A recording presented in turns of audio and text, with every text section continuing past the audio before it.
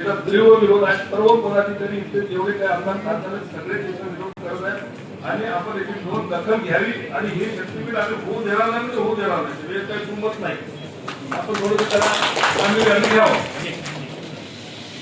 एखादे काही विचार निर्माण असले तर गंभीर होत आहे. बिलकुल नाही. त्या विरोधातच लोक करते आणि पुढेही करते.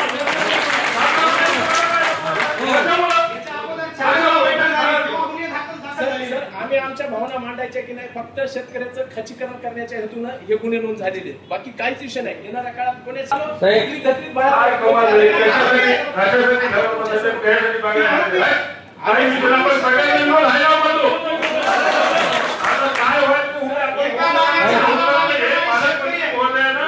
या बैठकीचा सारांश घेऊन मुख्यमंत्री साहेबांना बोललं पाहिजे.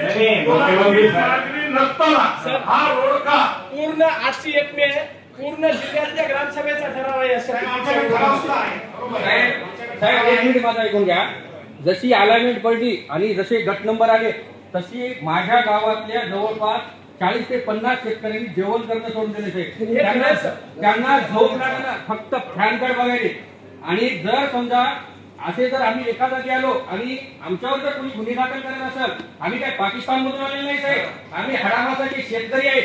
याचा विचार या शासनानं प्रशासनानं करायला पाहिजे साहेब. आणि याच्यावर जे काय आहे ते तोडगा काढायला पाहिजे. काही जरी झालं तरी आम्ही एक इंच सुद्धा जमीन आम्ही देणार नाही. आता आम्ही आत्महत्या वगैरे काही करणार नाही साहेब. ते जमाना गेला आत्महत्या करण्याचा. आम्ही वेळ प्रसंगी तुम्ही जर आम्ही या कायद्याने जाऊ, जर तुम्ही जर हे करत नसाल तर आम्हाला कायदा सुव्यवस्था हातात घ्यावा लागेल.